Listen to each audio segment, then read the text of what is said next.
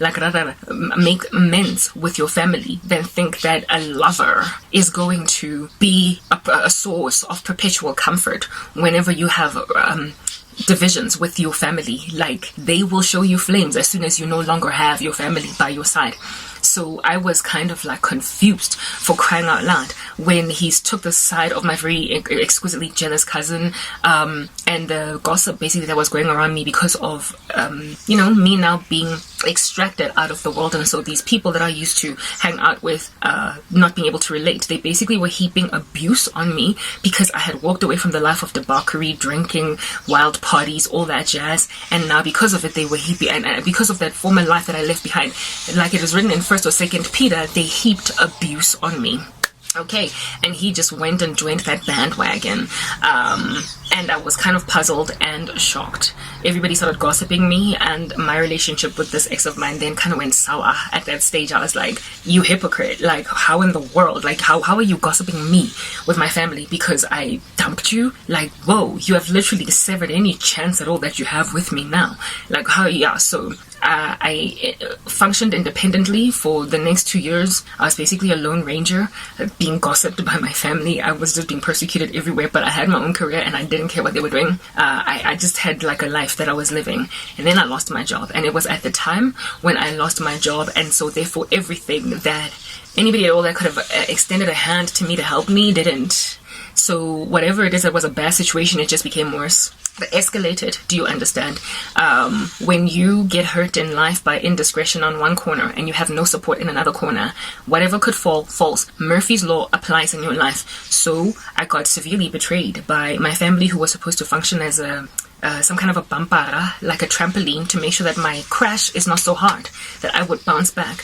They just let me fall on concrete, and I cracked my skull and was bleeding out, and everybody just watched me twitch on the side of the road doing that. And it took 8 years. For 8 years they've been just watching me, and they have been hoping that what's going to happen is that I'm going to end up compromising, walking away from Jesus, turning to sangomas or whatever, in order to supplement my life, in order to make sure that I get back together again. But I mean, goodness, I told you, in the first year of my faith, I became a nut for Jesus. Like, I became a nut for Jesus. There was nobody that was ever going to take me away from the Lord. I got to grow violently, fast. I was so solidly convicted of who the King was that I wasn't walking away. So sticking to my guns about Christ meant that I was basically going to grovel in the mud, eating dust for the rest of my days, with no enablement, with no source of comfort or support from anybody, from anywhere. This story is tying into a bigger story, I kid you not, right? So I am nowhere near finished, so therefore go grab some coffee or something, pause me and come back, whatever beverage, coconut milk, do you?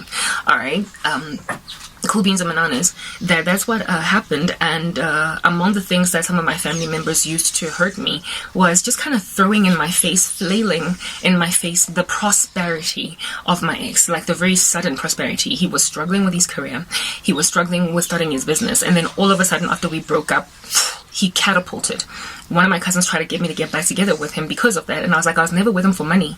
His personality changed. He became a nutbag. He became insufferable. He became arrogant and prideful and pompous, and so I didn't like him anymore. He was not the guy that I fell in love with. So I can't be with him because he's got money now. There's nothing worse than being with a dude on a man that has money. Oh my goodness, but like, he's so arrogant, and he's like basically unappeasable. There is nothing you can do because he feels as if though he's the best thing that's ever happened to you. So he does not have to wear manners. You just need to behave yourself in his presence, lest he should drop you like a hot potato. He started to act like that, and I was like, whatever you are, I don't know you. I never would have gomed you in the state. I never would have agreed to be with you in the state. So you're somebody else's boyfriend or ex. You're somebody else's type of man now. You're no longer my type because your whole character has changed. It is entirely flawed. What happened in my ex to change him from a much better man than most, because he literally was a much better man than most. It's why we lasted 5 years. What changed him from a much better man than most to as evil as he was? It was the fact that he knew what was right. He knew what was expected of him by God. His conscience was being knocked into understanding perpetually. He was being hammered into what is right perpetually at a time when he was at a crossroads, and his life was stagnated in comparison to his friends. That's how the devil tempts. So basically the temptation that he capitulated to, that Christ won, or past in the wilderness would be the one where the Lord said, where the devil told the Lord, worship me and I will give you the kingdoms of this world. What did the Lord say? He said that thou shalt worship no other God but the one true. That was the response of Jesus. The other temptation was convert the stone into bread, because you're hungry. And his response was, man shall not live by bread alone, but by the word that proceeds from the mouth of God. So he was tempted by the devil, and at a crossroads when he wanted the kingdoms of this world. In other words, he wanted acquisition. He was tired of being a man that is not respected, because men, frankly, this is how this world operates. Get respected when they get power, when they get money, when they get position. And he had none of that because he stagnated his own life. It was as a result of his own irresponsibility that he wasn't where he was supposed to be. But we were working on getting him there. The dude was not even in his 30s yet, so I don't know what in the world he was rushing for. Anyway, whatever. But he capitulated to the devil in the middle of our relationship, somewhere going into the end, right? Where the devil was like, you're kind of slow. Everybody disrespects you. On top of that, you're dating some woman that is bigger than you. You're never going to be okay. I can give you what you want. Just give your life to me. This is a man, like I said, he'd been in the scriptures. He'd been raised in church, and he knew what was right. He knew that witchcraft was wrong. I don't know who introduced him to it, but he knew it was wrong. He was not an individual raised already in pagan worship where it's just bread and butter for them to just do these rituals, like a Moabite who has from birth been worshiping Chemosh. This is a guy that started out in the church of the Lord Jesus Christ. Do you understand? So therefore, he was not at all confused about what was wrong or right. And when then he was given this alternative thing to get ahead, because Christ requires endurance, patience, and hard work to get what you want, he was like, I don't have time. What do you mean? You're only like 27, dude, relax. Anyway, whatever, right? He was like, I want it quick and I want it now. So he capitulated to the devil's temptation, who was telling him, turn to sorcery and I will show you what I can do. And indeed, the girlfriend that kept on breaking up with him because he just wouldn't get his act together, she strangely could not for the life of her stay gone every time they would break up. So he was like, it's working on my ex. And he's girlfriend. It just kept on happening. Things just kept on like coming together for him. He got a promotion in his job, where he was working his office, right? The organization that he was working for, he got a promotion that way. He ultimately ended up starting his business successfully, right? He left corporate South Africa, ended up studying his business, but before starting a business, he even got a promotion at work, within corporate that way. And I remember I was so proud of him, thinking that this is just, his hard work type thing. Meanwhile, he had signed his soul to the devil. Nobody can really truly sign their soul over to the devil, guys, perpetually. Like, all it requires is for them to just repent, do better. But it becomes rough once you've gained acquisitions through Satan to let them go. Like the rich man who ran after Jesus and was like, what must I do in order to inherit the kingdom? And the Lord was like, sell everything you have and then follow me. Give it to the poor and then follow me. And he, with somberness, left because his wealth was great and he didn't want to let go of it. And the Lord says that it is hard for a rich man to enter the kingdom of heaven. It is easier for a camel to enter the eye of a needle than for a rich man to enter the kingdom of heaven. But what is impossible with God is possible with man. So that's saying that what is impossible with man, is possible with God. It's just God saying that these people who sell their souls in order to acquire much in the world, it is not that they can't be saved, but it is easier for a camel to enter into the eye of a needle than for them to choose me after giving their lives to Satan. So some of them come, but it's a remnant, a tiny little percentage. The camel that enters into a eye of a needle, the rest of them will die holding on for dear life to earthly possessions. So let me just kind of put that out of the way, because no one can sell their souls to the devil. Like, Satan owns nothing, okay? He's just a counterfeiter of whatever. Okay, cool, right. So this boyfriend of mine became like a rich man. Even though he wasn't wealthy in the material sense of the word, he was acquiring as a result of handing his life over to Satan, and very quickly. And for him to flip over to Christ and therefore face loss, in other words, be told by Jesus, sell everything and then follow me, that was just like, he was never going to do it, which is why it was basically impossible for me to evangelize him as soon as I came to Christ. Remember, in my first year of salvation, we were cordial. I bought him literature. I bought his family literature. They lost a brother, right? His brother passed away from colon cancer when we were still dating. So I bought them lots of bereavement literature, like how to deal with that death. I bought them also a lot of gospel literature just to get them saved and whatnot, to go back to their first love, because they had all just apostatized, right? I also try to evangelize him, like the times we would speak on the phone, the one time when we met together just to like get closure and whatnot. I bought him like a whole bunch of literature, so I tried to evangelize him. I tried to get him saved after we broke up, and he was just so glazed. Like, this is a guy that whenever he was the one that used to talk to me about God more than I could even understand what he was saying. Do you understand? And yet when I was talking to him about my fervency for Jesus, he had this glazed look in his eye. It's almost as if though he was blocked. There was a gauze or a smoke screen over him. He was unreceptive to it, but also cordial enough to not just kind of throw the books in a dustbin, if you get my point. He was just decent. He wasn't mean about it, but he definitely was not who he used to be whenever the name of Jesus was mentioned. And I often wondered to God, I thought it would be easy to reach this guy for Christ, for you. I thought it would be easy because he was already just on the right pathish, more or less. He just needed somebody to recalibrate his skill and retrain him how true biblical Christianity works, as opposed to the false thing he was walking in because he was busy fornicating with me. Anyway, whatever. Right? I couldn't evangelize him, and I went to the Lord many years down the line, literally within this persecution of mine, to ask. He is the bane of my existence. I keep on seeing all this witchcraft coming my way. He is angry at me gratuitously.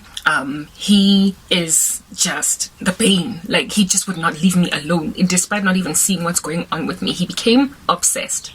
He became obsessed, even though I was out of sight and therefore ought to have been out of mind of his life. He became obsessed with what was going on with me because he kept on getting information from my family members who were in contact with him and still friends with him about me. Apparently I had gone crazy, apparently this and that, and that for him was solace and comfort that he got what he wanted, alongside the fact that he was growing, like now, fervently in his, now apart from corporate business, his company was growing that he started and whatnot, and he was doing well. So it looked as if though it looked as if though he had gotten everything he wanted. The respect he desired from his friends, he finally got it. Okay, he finally became that businessman, and his friends, when they also caught wind of what happened to my life, went on and told him, we told you that she was a little bit of a boss lady thing.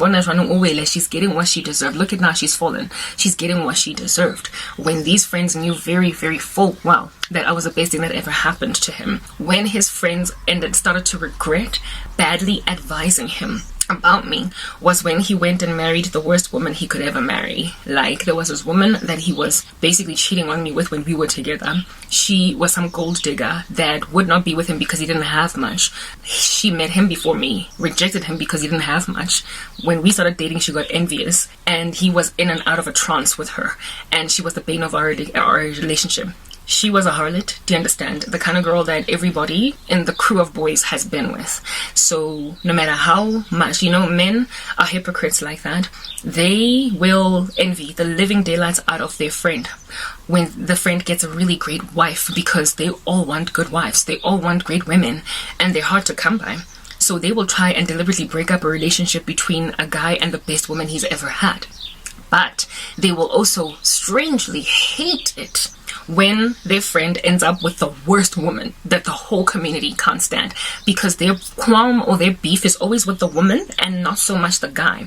So if you are a harlot, if a woman is a whore, if she is sleeping around all over the show, the friends of a guy will always just look down on her. They will always be like, this girl is not right. Like, what in the world? Oh, this guy has slept with her, this guy, that guy. She is into like dating her bosses and what have you. How in the world are you going to take such a woman seriously? They are incredible hypocrites, right? So back when my ex had a really great woman, they envied him. They envied him and their relationship and did everything in their power. Some of them used witchcraft on us. Like, Yazi, look, Taga, this witchcraft is just all over the show. Whatever. Once we broke up, they were like, he'll need another one that's less, taxing on our egos. And then he went and married a known harlot. Like, known, as in she'd been with some of his friends.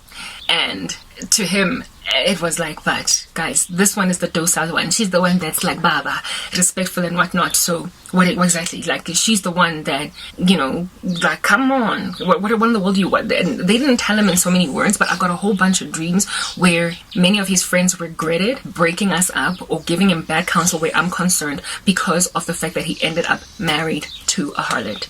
So, to a known harlot. And so it was when he basically threw his life away with this woman that they regretted. His boys started to regret what they did to him and his life falling apart, but they couldn't take it back. That's when I started getting a whole bunch of witchcraft being thrown at me by one of his friends. Broke us up because he low-key had a crush, right, on me, and he was jealous of my faithfulness to this guy despite him struggling in life generally, right? He was one of those Casanovas, girls in and out of the house, and men like that, no matter how much they can play women, deep down inside they covet or they envy or they admire, if you want to use a better word, men who are a lot more stable with their girlfriends, but because they don't have the discipline and the self-control to be stable with their girlfriends or their wives, they always just try and tarnish a good thing that's going in their friends, which is why really I don't understand why guys don't break themselves off from bad company that corrupts good character. If they're not the cheating type, if they've got a whole bunch of friends that are always playing women, they need to understand that these guys aren't actually happy as players. They low-key envy or covet or desire the stability of guys who are a lot more, you know, faithful, whatever. You get my point. This guy was on that random tip when I was with my ex, and he is one of the biggest thorns in my flesh. He was one of the biggest thorns in my flesh because every time my ex would be with him, he would break my heart severely by not coming to see me, by like standing me up, all that jazz. Yeah, he was just the bane of my existence, like really wicked influence, right? And then somewhere along the way, like I am living somewhere in a different part of the planet. Like these people are in my past. It's been years now. I then get this like attack of witchcraft coming from this friend and of my ex, and I'm like, my goodness, like why am I dreaming so much about this guy in this capacity? And he is so dark. And guess what he was doing in the dream? I was busy cleaning a kitchen. I was washing dishes because I'm constantly evangelizing. I'm always just doing the work of the Lord, right? And he was in my house where I was busy doing all of this cleaning activity, sitting in a couch shrouded in darkness in the corner of my house, begging me to take my ex back, begging me to go back to him and, listen to this, rescue him from the woman he's about to marry. For the life of me, I, in that dream, was like, but he is in the past, he's my ex, and he can be with whoever he wants. I'm not going to be there constantly to keep on babying this man. Like, he is somebody else's responsibility now. We're no longer together. Like, and this friend of his was like, Garabo, please. By the end of the dream, the way he pleaded with me, the way he just begged me, by the end of the dream, I was considering it. By the end of the dream, I felt touched that this friend was so worried for his boy that I actually wanted to go to my ex, lift a phone and everything, and basically just kind of show my face, knowing that if I can just show my face, he will abandon everything he's doing to be with me because he wanted me back. Do you understand? So all that would have been needed to happen to scoot this woman out the way would be me coming back and being like, okay, we can talk. He would have completely just thrown her away, right? In order to be with me, for us to get back together. But it was over between us by then. Like I said, it had been years. Do you understand?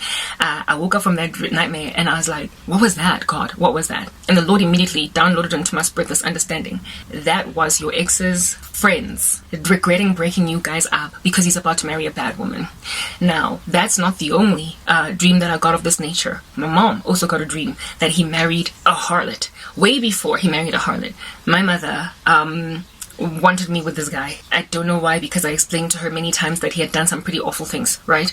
And when she got given a dream that he's about to marry a harlot, even she came to me one time, but this time I was still employed, right, at MTN. She came to me and she was like, I had a dream that your ex married the whore of the town. You need to go and talk to him. And I couldn't understand it.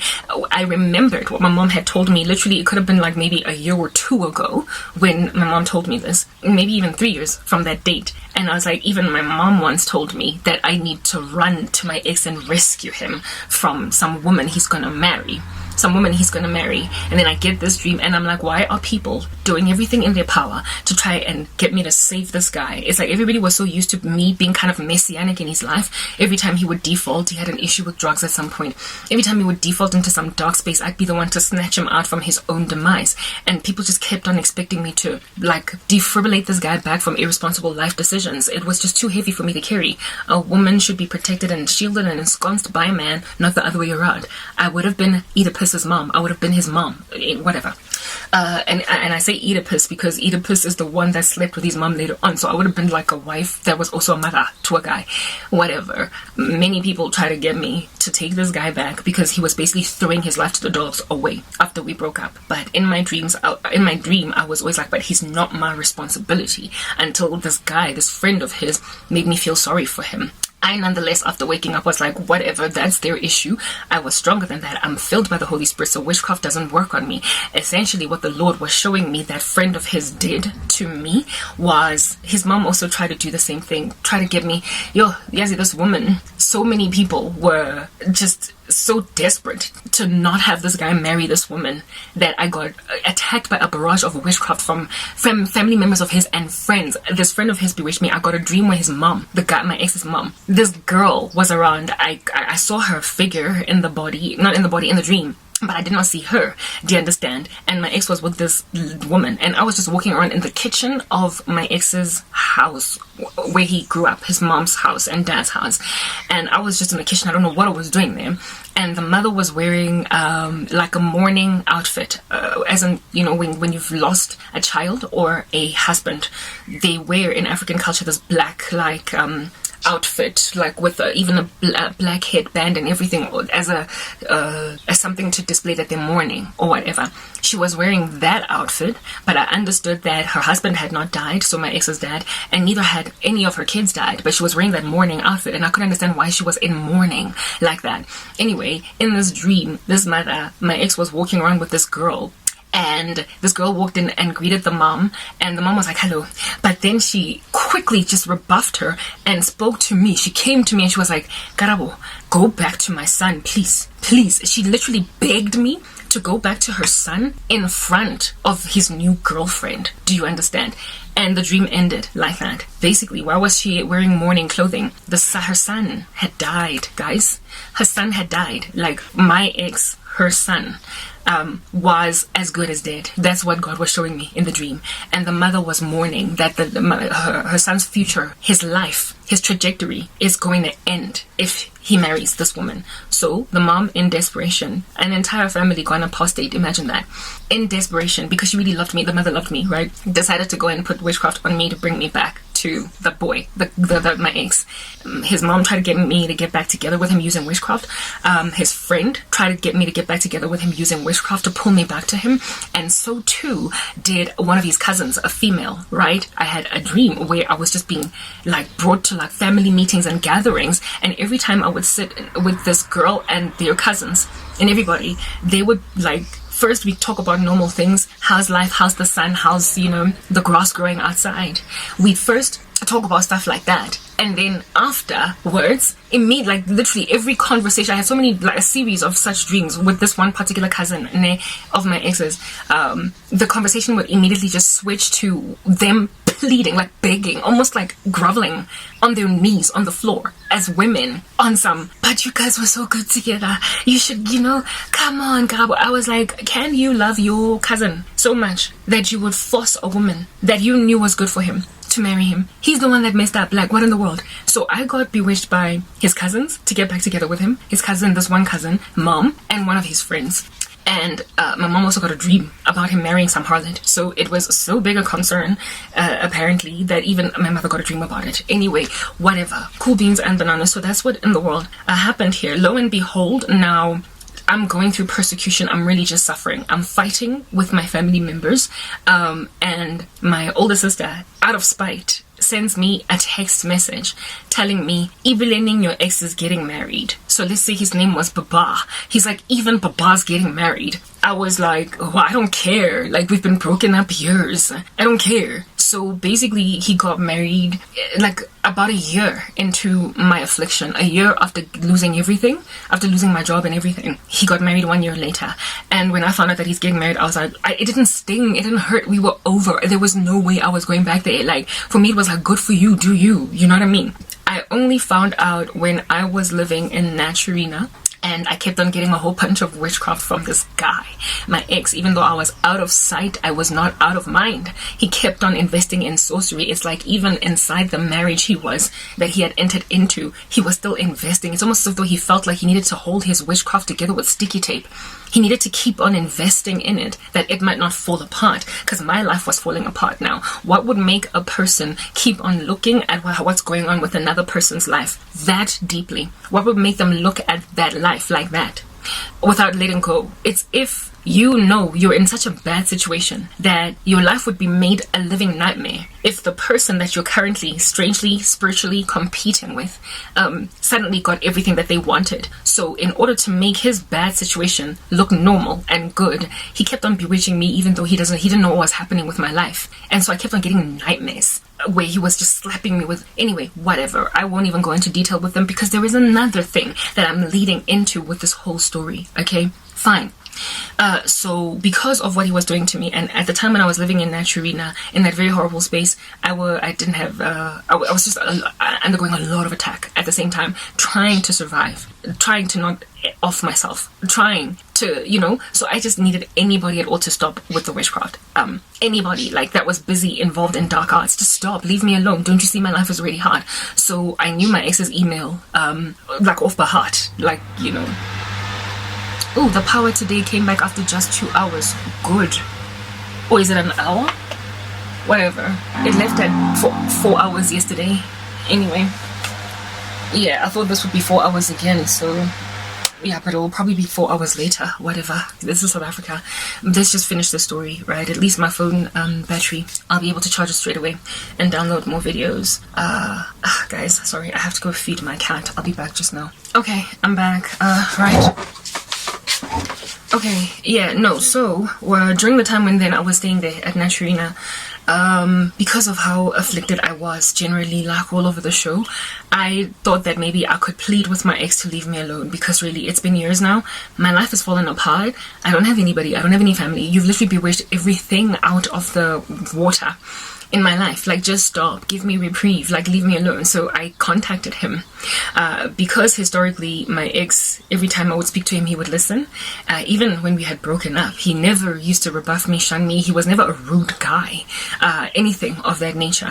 So, and every time I would speak, he would kind of heed, you know what I mean? So I knew that I had that favorably standing in my benefit from him, that he would always just kind of take it, whatever I said, without responding rudely, even though he had gone wrathful, angry, and ridiculous. I thought that hearing from me would suddenly change something. Anyway, I wanted to plead with him to leave me alone, because yes, like it, if all else fails with fighting off the demons sent you by witchcraft, then speak with the witch, and see if the witch won't stop. I thought that maybe if I could speak with the witch, then maybe the witch will leave me alone. I thought that if I could describe to him what was happening in my life, that I had lost everything, that look how far from grace and glory I've fallen. I have no one, I have nothing. Even my whole family treats me like the scum of the earth. Are you really content with my life being like this? I'm basically facing starvation. If you were to see me, I'm emaciated. I don't have any food in my body. I try to see if I can't get him to just, basically attack him with conscience type thing. I contacted him.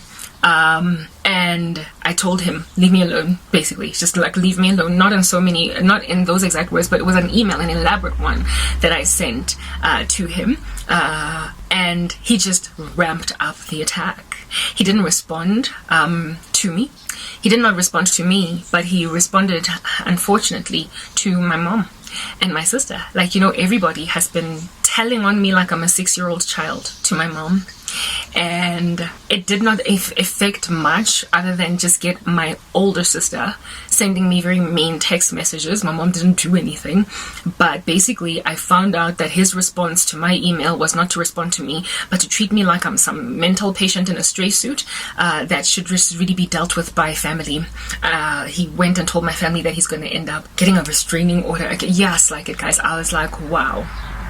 The thing about people who partake in dark arts against others, is that when they get busted, when their fingers are found in the cookie jar, they then go full throttle accusation mode, in the sense that they call those who found them out crazy. It is their only alibi. It is their only explanation. It is their only defense mechanism. If somebody catches you in the act of committing spiritual crimes, because they're spiritual and unseen, their best defense strategy is always accusing the victim of insanity.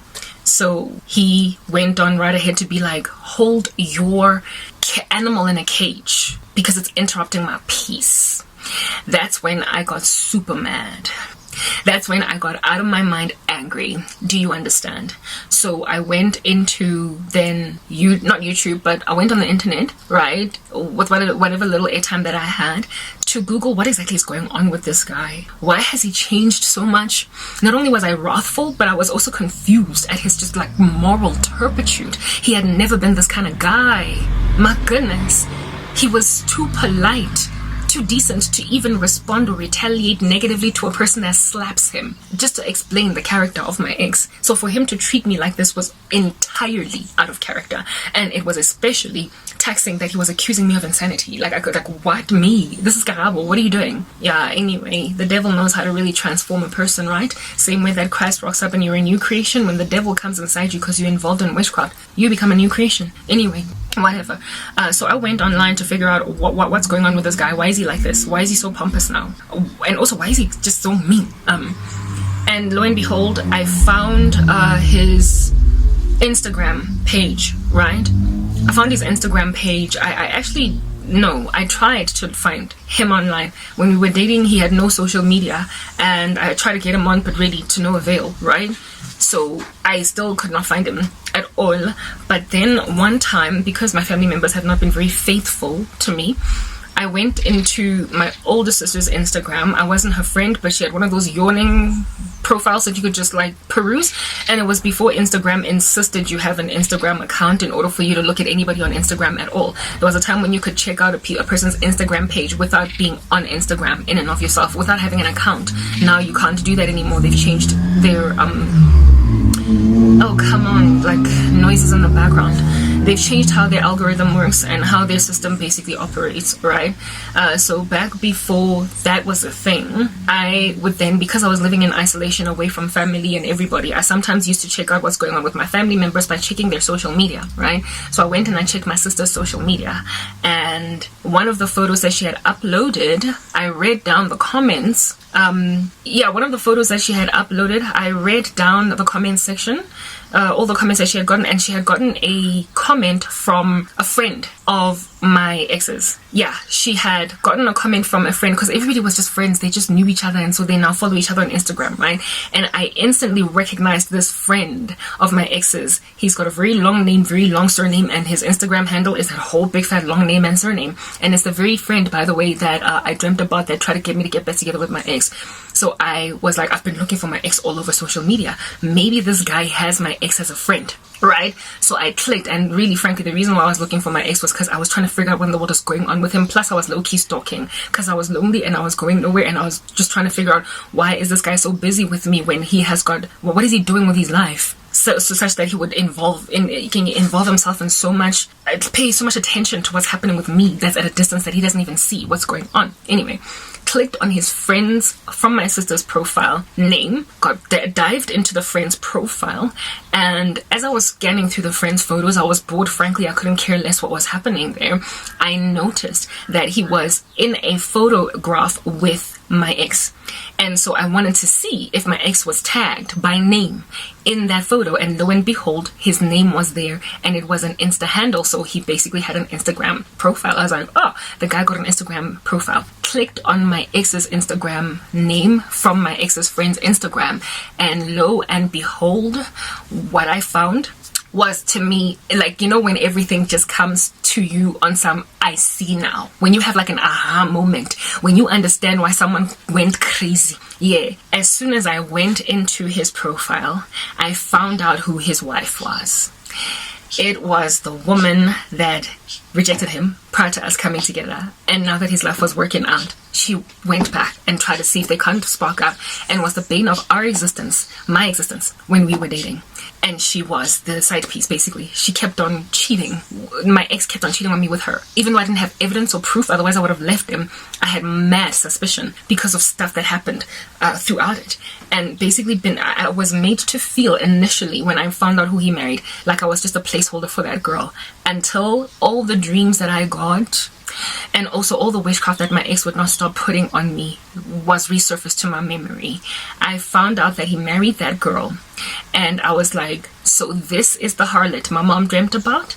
This is the harlot his friend warned me against in a dream? This is the harlot that the mom avoided in the kitchen, and therefore tried to force me to get back with her ex, with her son, for the sake of her son's future, because she feels like her son is going to die when she marries this woman?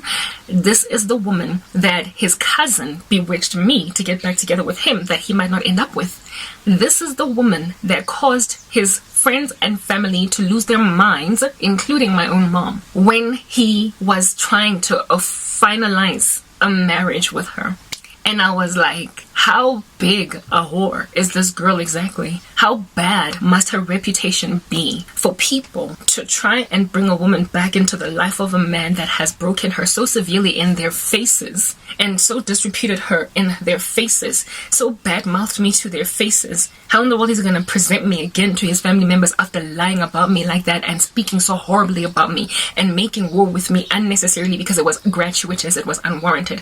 How is he going to, how are his family members content with that elephant in the room? And I found out that it was because that woman was that bad. Like, I knew that she was a loose cannon, but I didn't know it was that bad. I guess his mom knew, because she grew up in that community. And I guess his, friends knew, because they grew up with each other on the come up, right? She grew up it's like, how can I describe this girl? You know, when abazali together, like, imagine if I had like a daughter, and then like 10 of my friends have sons and daughters. And so because we're friends, our kids grow up next to each other. So you know your friends' daughters and the daughters and the sons of like 10 neighbors in the same environment. So you see them on the come up. And then one of the sons and daughters, when they get to the age of 14, one of the daughters, when they get to the age of 14, all of a sudden is not to be found. She doesn't come home. She's always partying. She's always getting picked up by big fat chunky Mercedes Benzes outside of her mom's property. She keeps on getting seen with sugar daddies at parties. And so the rumor starts spreading among the moms that, umntana ka Kifilwe, umntana ka John, the child of Kifilwe, the child of John. Hey, she's a loose cannon, hey? And then this same child of John and Kifilwe, who every so often gets found at nightclubs with men twice her age, at the age of 14 or 15, then at the age of like 17, like grade 11 or matric, then falls pregnant. Yeah, that is this girl. My ex's mom and dad, and that whole community, she grew up in the same neighborhood, right? They knew her on the come up as one of our children, but she was so harlotrous growing up, and there was so much taboo and so much gossip even among parents about the loose girl that is John's and Sarah's kid, that when my ex was like, this is the woman I want to marry, the mom was like, Kodwa umntana ka John no Kifilwe. Kodwa umntana, that is that kid that from 14 no one could catch a break over her stories in the community. That is her reputation. That is the woman that this ex of mine decided to marry. Mind you, the baby daddy of this woman also happens to be my ex's best friend that passed away. My ex, when his best friend passed away, he got close to this girl because they comforted each other, and that's how he developed a crush or feelings on her. But then she didn't want him because he didn't have money. And then a couple of months down the line, he met me and we carried on into the sunset. So basically, my ex, if at all his friend did not die, would not be dealing with being with this woman. And the pregnancy of this chickie was a taboo because she was in high school when it happened. Yeah, so those are the things, those are the stories, right, that encircle this lady. So she had a reputation among parents even, of my ex's ecosystem, and also the friends. Some of them had been with her. Yeah, my cousin was rivals with her crew back in the day, and that crew of girls was known as Loose, basically, in like the whole Nasharina district, like growing up on the come up, whatever. So that's basically the story behind this woman. I did not personally know her. I knew that she was just a fly, a tick all over the show trying to get in my hair because of how much she always used to be all up and calling my ex and da-da-da when we were together. But I did not know she was so bad that everybody would literally try and bewitch me to get back with my ex. So it's almost as if though those people looked at me like the devil that they didn't know, right? His friends who were at war with how much stronger than my ex I was were like, rather that we would much rather take a boss lady over our friend than deal with this harlot, because some of us have even been with her. When I found all that information out, I was like, it is no wonder then that my ex will not leave me alone. It's no wonder he wants me getting nowhere in life. It is no wonder he is working tooth and nail like no man's business to force me to end up also badly engaged or badly married, if at all anything of that nature happens. For me to basically be the wife of a player that might bring me HIV because he tried to get that done.